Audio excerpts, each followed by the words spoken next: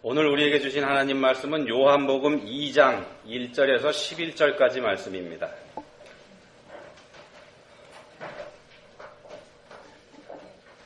한 목소리로 읽겠습니다. 사흘째 되던 날 갈릴리 가나에 혼례가 있어 예수의 어머니도 거기 계시고 예수와 그 제자들도 혼례의 청함을 받았더니 포도주가 떨어진지라 예수의 어머니가 예수에게 이르되 저들에게 포도주가 없다 하니 예수께서 이르시되 여자여 나와 무슨 상관이 있나이까 내 때가 아직 이르지 아니하였나이다. 그의 어머니가 하인들에게 이르되 너희에게 무슨 말씀을 하시든지 그대로 하라 하니라. 거기에 유대인의 정결 예식을 따라 두세 통 드는 돌 항아리 6이 놓였는지라. 예수께서 그들에게 이르시되 항아리에 물을 채우라 하신즉 아기까지 채우니 이제는 떠서 연회장에게 갖다 주라 하심에 갖다 주었더니 연회장은 물로 된 포도주를 맛보고 어디서 났는지 알지 못하되 물 떠온 하인들은 알더라.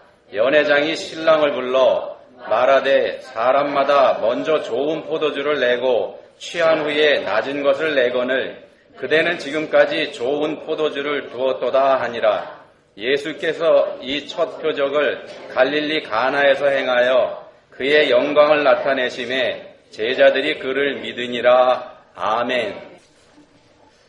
유대인들의 결혼식은 보통 일주일, 길면 2주 정도 이렇게 계속된다 그럽니다. 이 기간에 식만 올리는 게 아니고요. 신랑과 신부를 축하하는 잔치가 이 기간 동안에 계속됩니다. 그리고 우리가 잘 아는 것처럼 이 잔치에 반드시 필요한 게 포도주죠. 이사야 24장 11절에 보시면 이런 말씀이 있습니다. 포도주가 없으므로 모든 즐거움이 사라졌으며 땅의 기쁨이 소멸되었도다. 또 시편 104편 15절에 보시면 이런 말씀이 있습니다. 사람의 마음을 기쁘게 하는 포도주. 시편에서는 이렇게 노래합니다. 그리고 유대인들의 고대 기록물들 중에서는 이런 얘기도 있습니다. 포도주가 떨어지는 순간 즐거움도 끝이 난다. 포도주가 그만큼 중요하다는 뜻입니다. 당시 혼인잔치에서 포도주가 떨어졌다는 건 큰 사건입니다. 잔치를 주관하는 신랑에게 평생 꼬리표가 달리는 그런 수치스러운 사건이 됩니다. 일생에 단 한 번밖에 없는 결혼식조차 이렇게 제대로 준비하지 못한 덜 된 사람이라는 조롱을 들어야 되기 때문에 그런 겁니다. 근데 이런 일이 실제로 벌어졌습니다. 이날이 잔치의 몇째 날인지는 우리가 알 수 없지만은요. 어쨌든 잔치 도중에 포도주가 바닥이 나버렸습니다. 그래서 이제 포도주가 다 떨어졌기 때문에 잔치는 중단될 수밖에 없고요. 손님들은 더 이상 그 자리에 있을 수가 없게 됩니다. 손님들은 이제 자리를 뜨면서 한마디씩 할 겁니다. 뭐라고 할 것 같습니까? 여러분들이 만약에 이 자리에 있었고 포도주가 떨어져서 잔치가 중단돼서 집에 가야 된다면은 여러분들은 뭐라고 하시겠습니까? 좋은 말이 나올 리는 없을 겁니다. 신랑으로서는 일생일대에 큰 위기를 맞은 셈이 됩니다. 그렇지만 그 자리에 정말 다행스럽게도 예수님께서 와 계셨고 그리고 그 예수님께서 문제를 간단하게 해결해 주셨습니다. 예수님께서 그 큰 문제를 간단하게 해결해 주셨습니다. 예수님이 함께 하시는 자리에 문제가 있을 수 없습니다. 본문 말씀은 우리도, 이 자리에 있는 우리들도 우리의 삶에 예수님을 이 신랑처럼 초대하기만 한다면 우리에게 혹시 어려움이 생기더라도 그 어려움은 사라지게 될 것이고 오히려 그 어려움이 우리에게 기쁨을 가져다 줄 수 있는 그런 일로 바뀔 수 있다는 말씀을 우리에게 합니다.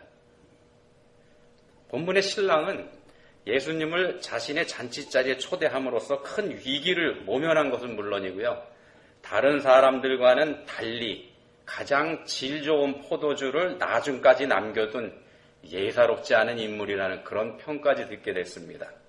예수님과 함께하는 삶이라는 게 바로 이런 겁니다. 예수님이 없는 우리의 삶은 문제가 증폭이 됩니다. 그래서 우리를 곤경의 나락으로 떨어뜨려 버리지만 예수님과 함께하는 삶이라 그러면 곤경조차도 우리에게 복을 가져다 주는 요소가 될 수 있다는 것, 그걸 본문은 우리에게 보여주고 있는 것입니다. 여러분의 삶에 이런 예수님을 늘 모시고 살아보시기를 권고드립니다. 여러분의 삶에서 모든 문제가 다 사라질 겁니다. 자, 그러면은요, 우리가 여기서 한번 생각해 볼 게 있습니다. 예수님께서 함께 하시는 삶이라 그러면 그 삶은 더 이상 바랄 게 없는 아주 좋은 삶입니다. 본문에서 그걸 보여주지 않습니까? 그런데 말입니다. 지금 이 자리에 있는 우리 예수님을 믿는 사람들, 바로 우리들, 예수님을 믿는 우리들은 사실 예수님과 함께하는 사람들이지 않습니까? 예수님을 영접했고 주님으로 고백하고 그리고 그분의 이름으로 우리가 침례받고 세례받고 그분의 이름으로 매일 기도하는 사람들이 바로 우리들이지 않습니까? 그렇다 그러면 우리는 늘 예수님을 우리의 삶 가운데 모시고 사는 사람들이 됩니다. 그런데 우리의 삶에는 왜 여전히 문제가 남아있을까요? 왜 우리의 삶에는 여전히 기쁨보다는 불만이 있고 달콤함보다는 오히려 쓴맛이 더 많을까요? 오늘 본문을 살펴보시면서 그 답을 한번 여러분들 찾아보시기 바랍니다. 먼저 우리는 예수님의 어머니 마리아처럼 되어야 합니다. 예수님의 어머니 마리아처럼 되어야 합니다. 마리아는 포도주가 떨어졌다는 사실을 예수님께 알렸죠. 아마도 이 잔치는 예수님의 집안과 가까운 친척의 잔치이었던 것 같습니다. 포도주가 떨어진 사실을 알았다는 것으로 마리아가 잔치에서 중요한 역할을 하고 있었다는 걸 우리가 알 수 있기 때문에 드리는 말씀입니다. 물론 마리아는 이 상황이 얼마나 곤란하고 어려운 상황인지 그것까지 잘 알고 있었습니다. 그래서 예수님께 알렸습니다. 저들에게 포도주가 없다. 마리아는 예수님에게 이 상황을 해결할 능력이 있다는 걸 알고 있었다는 뜻이 됩니다. 마리아는 예수님에게 이 상황을 해결할 능력이 있다는 걸 알고 있었습니다. 더군다나요, 하인들에게 마리아가 그러지 않습니까? 무슨 말씀을 하시든지 그대로 하라. 이걸 보면 더 확실해지지 않습니까? 마리아가 예수님께 능력이 있다는 걸 알고 있었다는 사실을 말입니다. 마리아는 예수님에게 문제를 해결할 능력이 있다는 걸 알았고 또 그 예수님에게 문제의 해결을 요청했습니다. 근데 한번 여러분 생각해 보십시오. 만약에 마리아가 예수님에게 문제 해결을 요청하지 않았더라면 어떻게 됐을까? 만약 그랬다면요, 예수님께서 나서서 문제를 해결하셔야 될 이유가 없었을 겁니다. 그렇지 않겠습니까?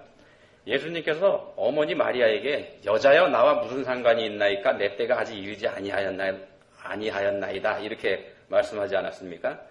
지금 이 상황은 예수님 보시기에 내가 나설 상황이 아니다. 예수님은 이렇게 보셨다는 겁니다. 여기서 여러분들의 오해를 풀어드리기 위해서 예수님이 어머니에게 여자여 이렇게 부른 거, 이 말씀을 한번 설명을 드리면은 예수님이 어머니에게 불손하게 말씀한 게 아닙니다. 헬라어 원어에서 이 여자여라고 번역된 단어는 원래 왕이 왕비를 부를 때에도 사용하는 그런 단어입니다. 예수님이 어머니에게 불손하게 대한 그런 게 아니라는 말씀을 여기서 드립니다. 예수님께서는 자신이 기적을 보여주실 때가 아직 되지 않았다 이렇게 생각을 하셨습니다. 내 때가 아직 이르지 아니하였나이다 이렇게 말씀했지 않습니까? 그렇지만 그럼에도 불구하고 기적을 행하셔서 잔치집의 문제를 해결해 주셨습니다.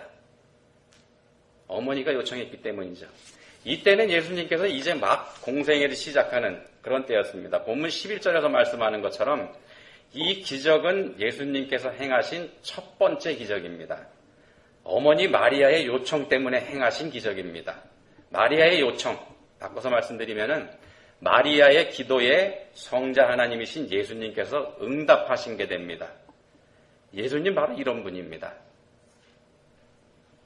예수님께서 보시기에는 나설 때가 아니라고 보셨지만 요청이 있었기 때문에 그 기도에 응답해 주시는 분이 바로 예수님이라는 말씀입니다. 우리의 삶은 바로 이 예수님과 함께하는 삶입니다. 그렇다 그러면요, 예수님께서 함께 하시는 우리의 삶에 여전히 문제가 있다는 거, 이거 뭘 뜻하겠습니까? 지난주에도 말씀드렸습니다만 야고보서 4장 2절에 있는 너희가 얻지 못하면 구하지 아니하기 때문이요, 이 말씀 여러분들 잘 기억하시기 바랍니다. 우리의 삶에 여전히 문제가 남아있는 거, 그건 우리가 기도하지 않기 때문일 수 있다는 말씀입니다.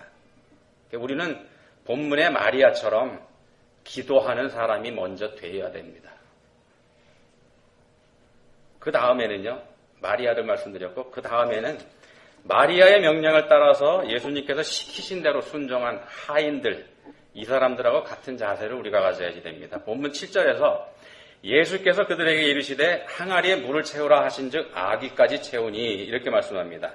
하인들은 자신들이 할 수 있는 최선을 다했습니다. 시키는 일이니까 그저 적당히 마지못해서 한 게 아니라는 걸 우리가 아귀까지 채우니 라는 표현을 통해서 알 수가 있습니다. 여기서 말씀하는 하인은 원어에서 보면은요, 그 당시에 가장 낮은 신분에 있었던 노예, 이 사람들을 가리키는 게 아닙니다.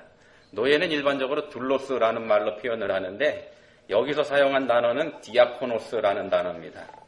봉사하는 사람, 발룬티어라는 뜻입니다. 이거 현대교회에서는 이 단어를 집사라고 번역해서 우리가 교회에서 사용을 합니다.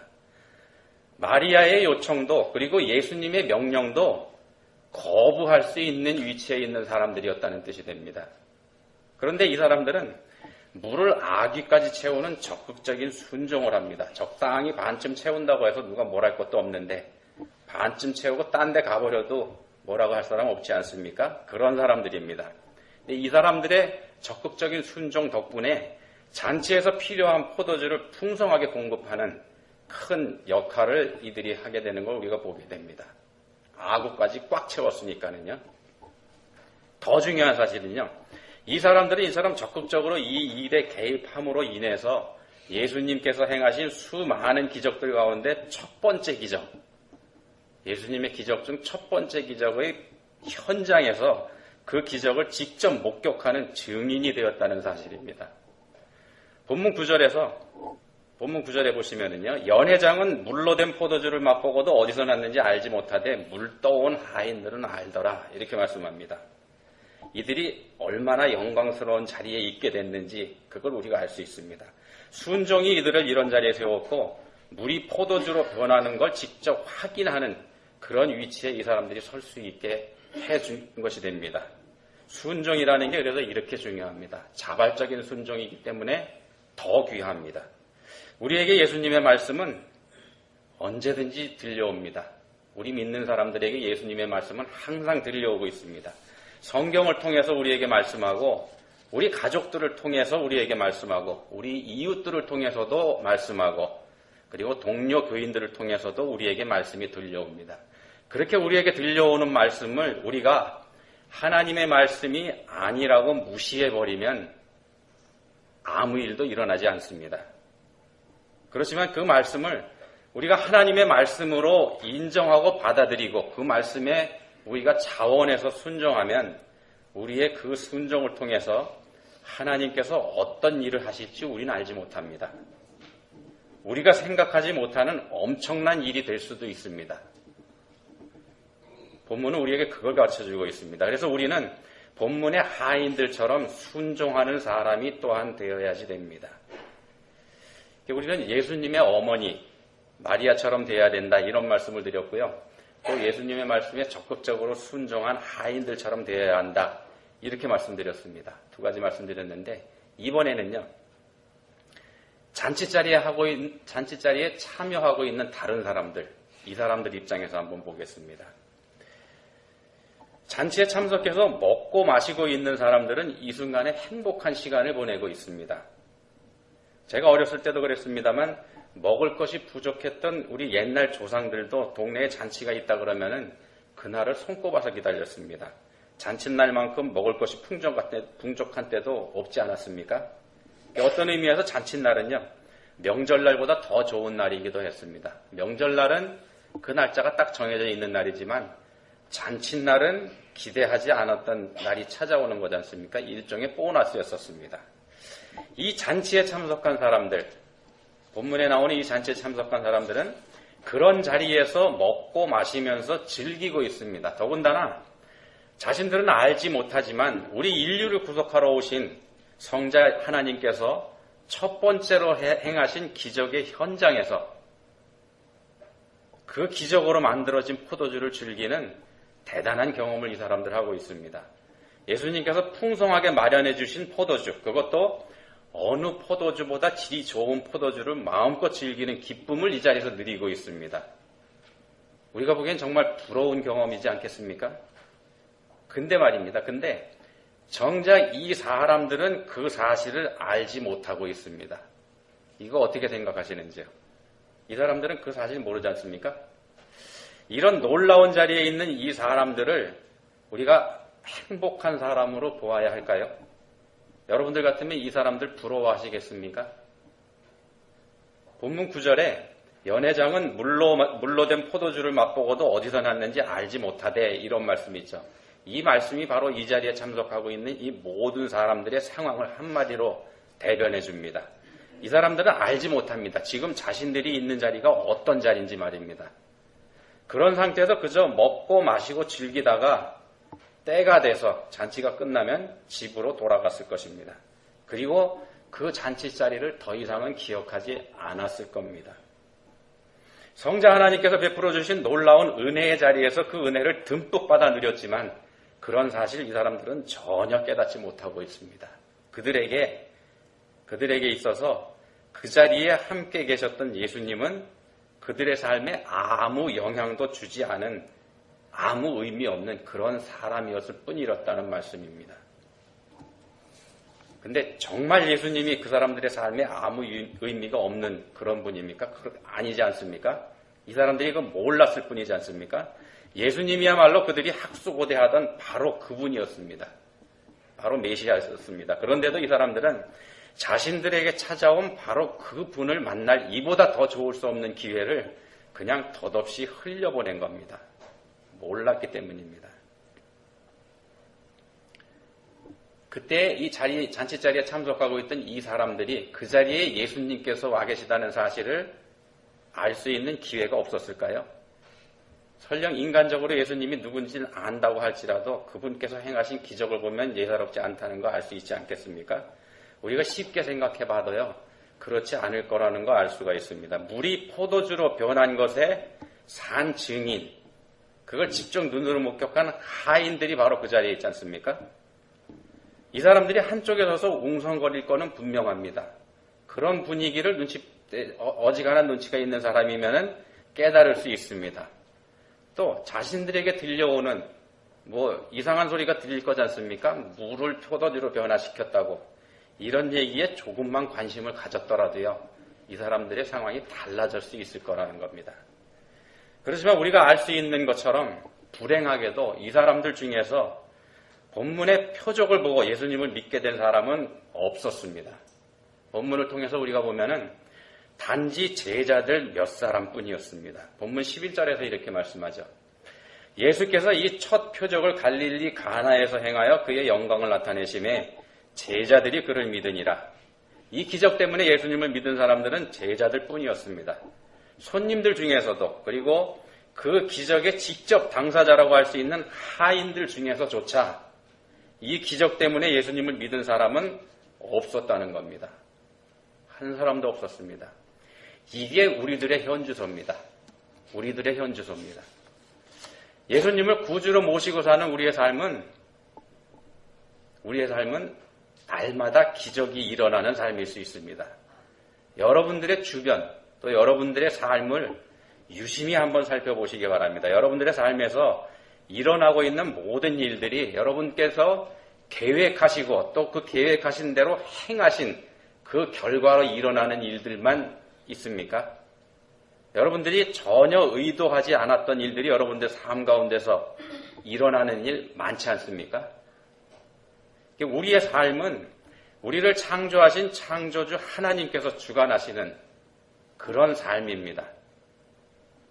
우리는 그 하나님께서 날마다 행하시는 기적 가운데 살아가고 있습니다. 다만 우리가 그걸 알지 못하고 깨닫지 못하고 그걸 기적이라고 인정하지 않고 있을 뿐입니다. 이제는 여러분들의 눈을 다른 각도로 한번 돌려보시기 바랍니다. 모든 것이 하나님의 은혜다, 이렇게 믿어보시기 바랍니다. 이렇게 믿으시면 여러분들의 삶에서 새로운 것들이 보이기 시작할 겁니다. 우리의 삶에서는 날마다 기적이 일어나고 있다, 이렇게 말씀드릴 수 있습니다. 우리가 살아있다는 사실 자체가 커다란 기적이기도 합니다. 전능하신 하나님의 역사하심이 없다면 우리가 단 하루도, 단 한순간도 숨을 쉬면서 살아가는 게 불가능하기 때문에 드리는 말씀입니다. 다만 우리가 그런 기적을 깨닫기 위해서는 우리의 마음이 하나님께로 열려 있어야지만 가능합니다. 그래야 우리가 그 기적을 깨달을 수가 있습니다. 그래서 우리가 우리의 마음을 열어야지만 됩니다. 마음을 다 열어서 하나님의 은혜를 보시는 여러분들 되시기를 축원합니다. 근데 문제가 있습니다. 우리가 마음을 열려고 해도 그게 우리 마음대로 되지 않는다는 게 문제입니다. 죄에게 단단히 잡혀있는 우리의 마음을 여는 일, 우리 기대만큼 그렇게 쉬운 일 아닙니다. 본문 11절 말씀 다시 한번 보시겠습니다. 이렇게 말씀합니다. 예수께서 이 첫 표적을 갈릴리 가나에서 행하여 그의 영광을 나타내심에 제자들이 그를 믿으니라. 본문에 등장하는 인물들 가운데 예수님을 믿은 사람들은 제자들 뿐이었다 이렇게 말씀드렸습니다. 근데 여러분, 이 제자들이 예수님을 믿었다고 나오는 이 제자들이 바로 이 자리에서 예수님 믿었습니까? 그렇지 않습니다. 우리가 아는 것처럼 이 제자들조차 예수님께서 성자 하나님이시라는 사실을 확실하게 믿은 것, 그건 예수님께서 부활 승천하신 이후에 겨우 된 일이었습니다. 제자들도 그걸 믿기까지 3년이라는 세월이 걸렸다는 말씀입니다. 결국 본문의 기적 현장에서 예수님을 구주로 영접한 사람은 아무도 없었다는 결론이 나옵니다. 예수님께서 말씀하신 것처럼 아직 때가 되지 않았습니다. 아직 때가 되지 않았습니다. 제자들이 말씀이신 예수님과 동고동락하면서도 예수님을 바로 알고 바로 믿기까지는 3년이나 걸렸습니다. 우리들도 제자들이 예수님과 동고동락했지 않습니까? 그것처럼 우리들도 말씀이신 예수님과 그리고 우리 안에 내주하시는 성령님과 함께하는 삶을 지금 살고 있습니다. 그렇지만 예수님도 성령님도 지금 우리 눈에는 보이지 않습니다. 그렇다면요, 눈에 보이는 예수님과 함께한 제자들이 3년이나 걸렸다면 우리에게는 얼마나 더 시간이 필요하겠습니까? 우리는 예수님도 성령님도 보지 못하지 않습니까? 눈으로? 우리에게는 더 많은 인내가 필요하다는 말씀이 됩니다. 그래서 우리에게 끝까지 포기하지 않는 믿음의 인내가 필요합니다. 여러분들 성경을 읽어보시면은 인내, 오래 참는 거 많이 강조합니다. 예수님을 잘 알고 예수님께 문제 해결을 부탁한 예수님의 어머니 마리아, 이 마리아도 처음에는 거부당하는 경험을 했습니다. 아니, 그렇게 보입니다. 그렇지만 예수님은 결국 마리아의 요청을 들어주셨습니다. 그것도 완벽하게 들어주셨습니다. 두세 통 드는 돌 항아리 6, 이렇게 본문에 있죠. 두세 통 드는 돌 항아리 6, 여기에 가득 채워진 포도주의 양은 대략 한 120갤런 정도 된다, 이렇게 봅니다. 이 정도 양이면 잔치를 하고도 남을 만큼 굉장히 많은 양입니다. 이것처럼 하나님께서 우리에게 응답해 주시는 건 언제나 완전하고 넉넉하며 풍성한 것이라는 말씀입니다. 우리가 신앙생활하면서 응답받지 못하기 때문에 경험하는 좌절감, 여기에 우리가 지지 말아야 되는 이유가 있습니다. 우리 주님은 결국 우리의 기도에 응답해 주십니다. 우리의 기대와 필요 이상으로 응답해 주십니다. 그런 분이 우리가 믿는 하나님입니다. 그렇지만 명심해야 할 것은 마리아가 그랬던 것처럼 믿고 그 때를 기다려야 된다는 겁니다. 본문에서 예수님은 맹물을 변화시켜서 포도주를 만드셨습니다. 아무 맛이 없는 밍밍한 맹물, 이걸 예수님 앞에서 갖다 놓으니까 달콤한 포도주가 됐습니다. 맹물처럼 아무 의미도 맛도 없어 보이는 우리들의 삶일지라도 예수님 앞에 우리 삶을 가져다 놓기만 하면은요, 그리고 우리가 믿고 기다리면 우리의 삶이 달콤한 포도주로 바뀐다는 말씀이 됩니다. 우리의 삶을 이렇게 바꾸어 주시는 예수님의 사랑과 은혜를 여러분 모두 경험하시기를 우리 주님의 이름으로 축원드립니다. 하나님 아버지, 저희의 눈이 가려 있었음을 알게 해주셨습니다. 믿음의 눈을 열면 저희 가운데 함께 하시는 우리 예수님을 발견할 수 있음을 알게 해주셨습니다. 이제는 그 주님께서 저희를 위해서 지금도 기적을 행하고 계시는 사실 저희들도 느낄 수 있기를 원합니다. 아무 의미 없어 보이는 맹물과 같은 저희들의 삶이 예수님으로 인해서 달콤한 삶으로 변하는 경험을 저희도 할 수 있기 원합니다. 저희를 도와주십시오. 예수님 이름으로 기도합니다. 아멘.